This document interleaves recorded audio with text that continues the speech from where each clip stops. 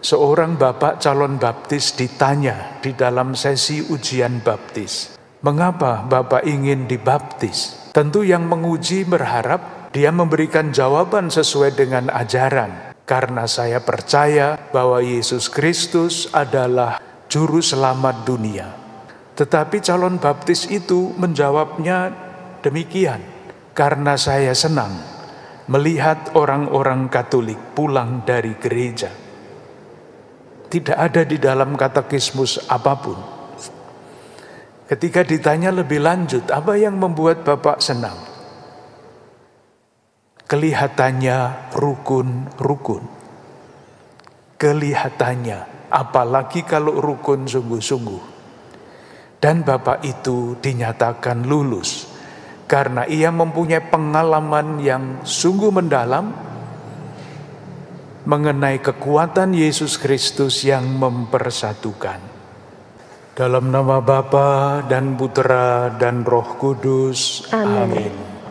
Damai bersamamu dan bersama rohmu. Saudari-saudaraku yang terkasih, pada awal perayaan Ekaristi ini, marilah kita mengakui dosa-dosa kita, supaya kita layak merayakan misteri suci ini. Kita bawa ke hadapan Tuhan ujub pribadi kita masing-masing, ujub keluarga-keluarga dan komunitas kita. Para ibu dan bapak, kaum muda, remaja dan anak-anak, saudari-saudaraku yang terkasih. Ketika merenungkan kisah mukjizat pergandaan roti yang baru saja kita dengarkan, spontan saya berkata di dalam hati, syukur ada Andreas, atau untung ada Andreas. Andreas inilah yang mengatakan kepada Yesus bahwa ada seorang anak yang mempunyai 5 roti jelai dan 2 ikan, dan kemudian membawa anak ini kepada Yesus. Baru sesudah itu, Yesus melakukan mukjizat pergandaan roti. Kalau boleh berandai-andai, seandainya tidak ada Andreas yang membawa anak itu kepada Yesus, Yesus juga tidak bisa melakukan mukjizat pergandaan roti itu. Rupanya bukan kali ini saja Andreas membawa orang kepada Yesus, dan tindakan itu menentukan sejarah. Menurut Injil Yohanes, Andreas adalah salah satu dari murid Yesus yang pertama. Dialah yang mengatakan kepada Simon saudaranya, "Kami telah menemukan Kristus." Lalu Andreas membawa Simon kepada Yesus. Sekali lagi syukur ada Andreas, untung ada Andreas.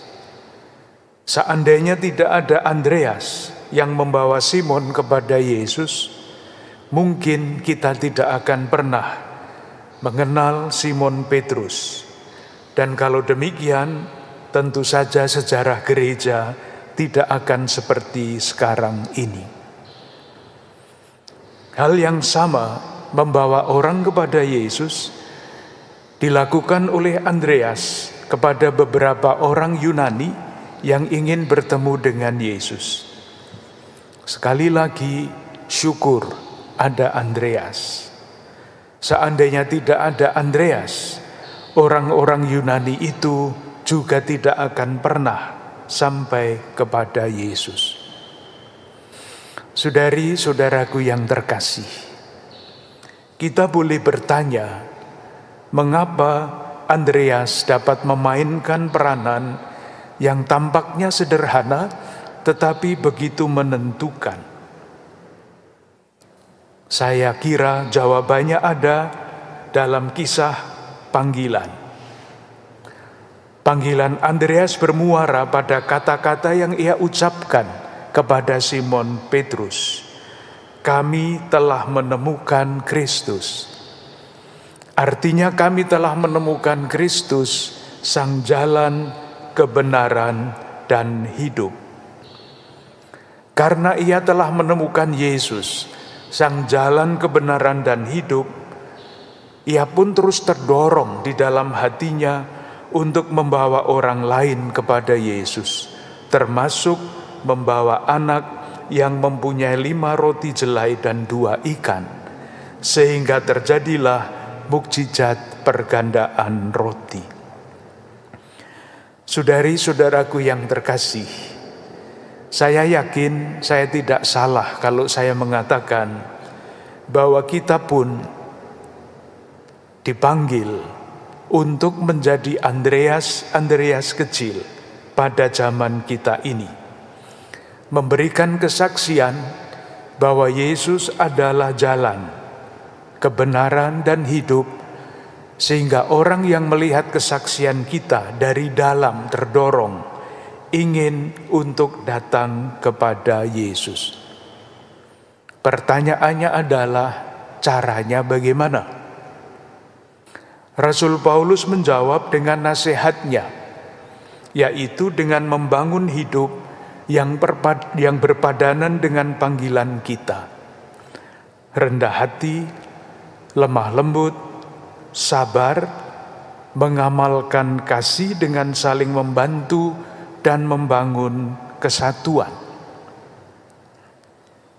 Kadang-kadang kesaksian yang kita lakukan tanpa kita sadari. Salah satu contoh pengalaman menarik, seorang bapak calon baptis ditanya di dalam sesi ujian baptis, "Mengapa Bapak ingin dibaptis?"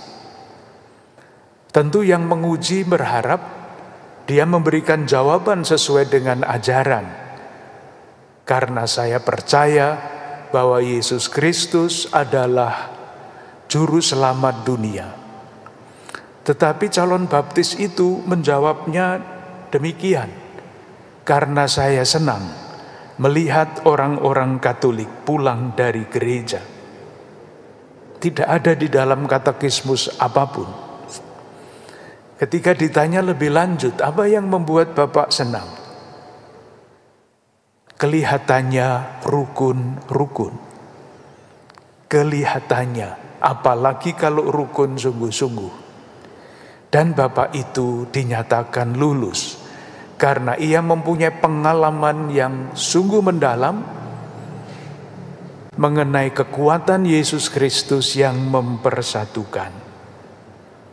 Saudari-saudaraku yang terkasih, semoga sabda yang kita dengarkan memberikan pegangan bagi kita untuk terus berusaha membangun persatuan, mengamalkan kasih dengan saling membantu, hidup sesuai dengan panggilan kita.